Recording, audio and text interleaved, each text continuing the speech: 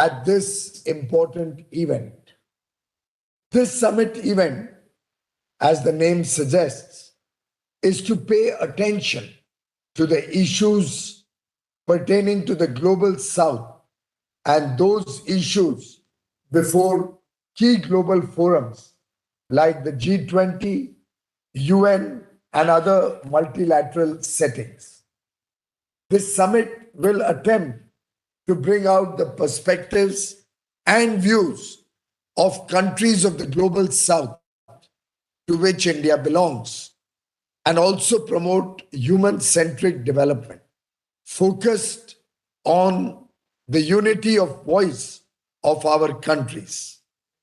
The theme of today's meeting, developing synergies in the South, trade, technology, tourism, and resources, is an apt theme in the circumstances we find ourselves at this juncture.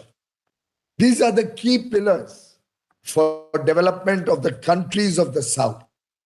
The COVID-19 pandemic belied our resilience on the existing structures and cooperation. The developed world,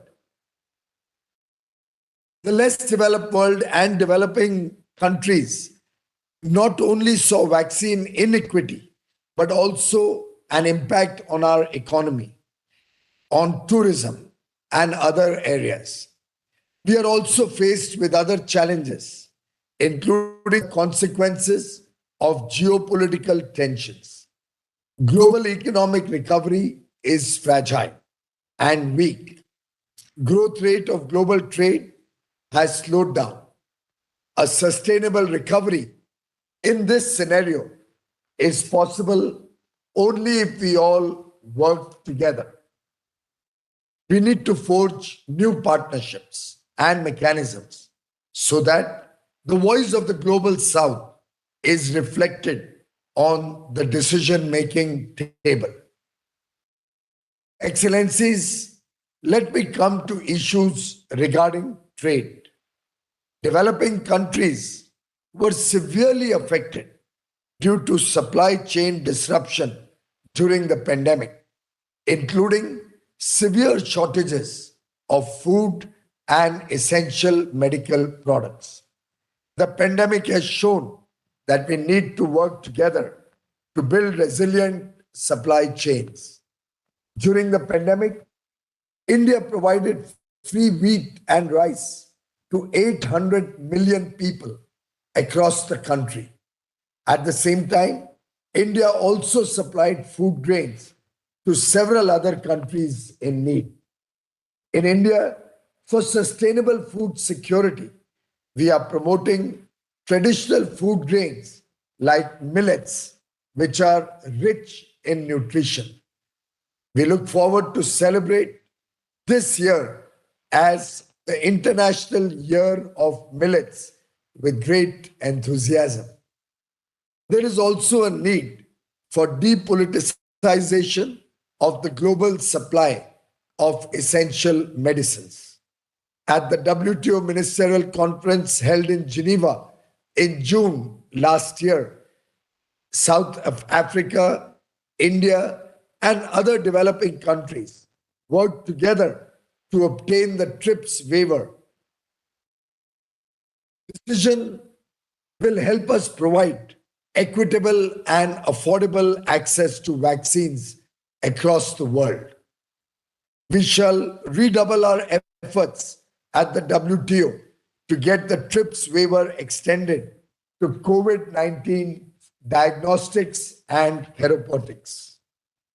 Excellencies, the countries of the global south are now contributing more than half of the world's economic growth. The South-South trade has soared over the years to hit $5.3 trillion in 2021. The volume of trade between developing countries is now higher than that between developing and developed countries. India has a large market and excellent trade ties with all the countries of the South. We would like that trade linkages should be further enhanced for mutual benefit of all our countries. India is providing unilateral, duty-free access to the least developed countries since 2008 through the duty-free tariff preference scheme of India. We are happy to share that 35 less developed countries have become beneficiaries under this scheme that provides preferential market access on 98% of India's total tariff lines. India also offers services waiver to less developed countries under which preferential treatment in market access, waiver of visa fee for business and employment visas, technical assistance, and capacity building is provided for service suppliers from LDCs. India is also open to enter into preferential trade agreements with interested countries in the South for tapping the significant trade potential that exists between us. Excellencies, connectivity is a defining factor for success in the developing world. Better infrastructure provides ease of delivery of services to the last mile and helps people in remote areas to join the mainstream. It leads to even remote regions witnessing business investments, providing skill development and employment opportunities locally. India's national logistics policy and the PM Gati Shakti launched last year are steps in this direction. While the Gati Shakti focuses on the development of integrated infrastructure, the national logistics policy is concerned with creating digital services and a regulatory framework that will help streamline the logistics ecosystem in India. We in the global south can work together to exchange best practices in models of connectivity that we employ in our countries. Excellencies, with regard to investment and technology, southern countries are also helping to drive world investment. According to the United Nations, the outflows of foreign direct investment from the south represents a third of global flows. Indian companies are also investing abroad in a big way, including in the southern countries. Financial cooperation and foreign direct investment between developing countries have funded much needed infrastructure, including ports, roads, and bridges in the global south. This closer financial cooperation is also enabling developing countries to engage more in the global policy debates and shape the international agenda. When we speak of technology, sharing and use of technology for development of all of our countries needs to be prioritized. India's experience of the past few years has shown us that if we make digital architecture inclusive, it can bring about socio-economic transformation. Our United Payment Interface, UPI, which is an instant, real-time payment system,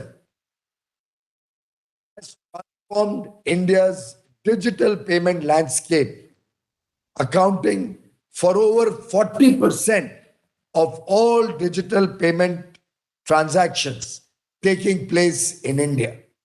In 2022, the UPI processed over 74 billion transactions valued at about US dollars 1.54 trillion.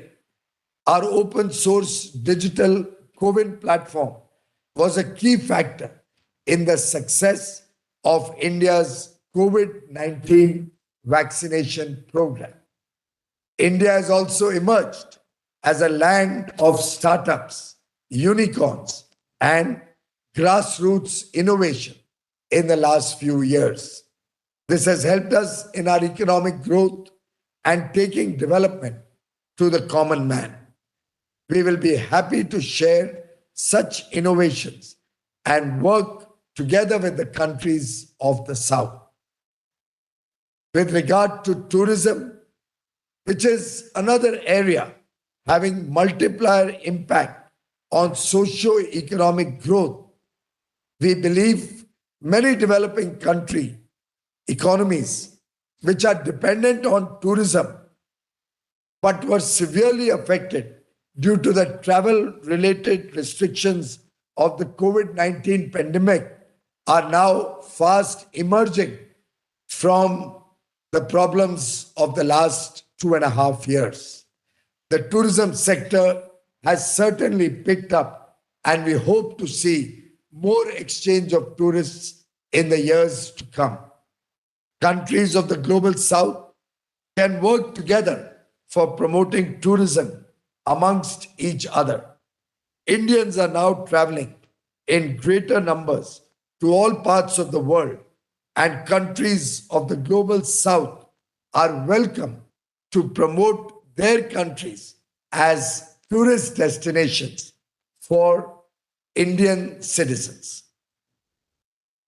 Friends, in terms of natural resources like minerals, critical rare earth elements, oil and natural gas, we are required to encourage these minerals for our sustainable development.